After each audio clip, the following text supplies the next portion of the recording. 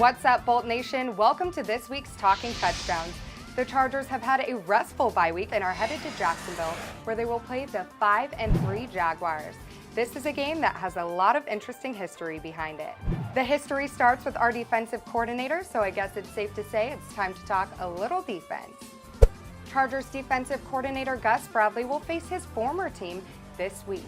There is no denying that Bradley has done big things to get the most out of our pass rushing duo that is Bosa and Ingram. The Chargers are tied for 4th in the league with 26 sacks, and they're ranked 8th against the pass, only having given up 201 yards per game.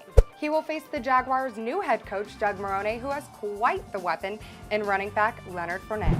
And while the Chargers' pass rush has been incredible, their run defense has given up 135 yards per game and are ranked 31st in the NFL. Jacksonville's defense, however, is leading in the NFL with 35 sacks, and they can thank Calais Campbell, a 300-pound DE who has had 11 sacks this season. Now, for some offense, the Chargers have struggled to get the run game going, but if they can be more consistent, they have an opportunity to create play action. Before the bye week, Melvin Gordon ran in an 87-yard touchdown, which tied for the franchise's longest rush in their history. The Chargers proved that if they can get Melvin Gordon going, they can compete with just about any team in the NFL.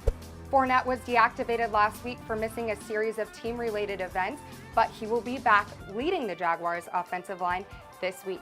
He has had 596 yards with 6 touchdowns this season.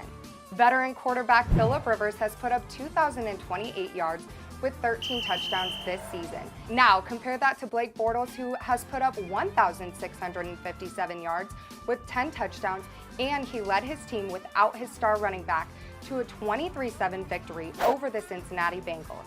Finally, let's talk special teams. Chargers released 3-year kicker Josh Lambo. Now, Josh Lambo has been picked up by the Jaguars and has a chance to face the Chargers with his new team. This is a game full of history and an important one for the Chargers, who are just 1.5 games away from a playoff wildcard spot.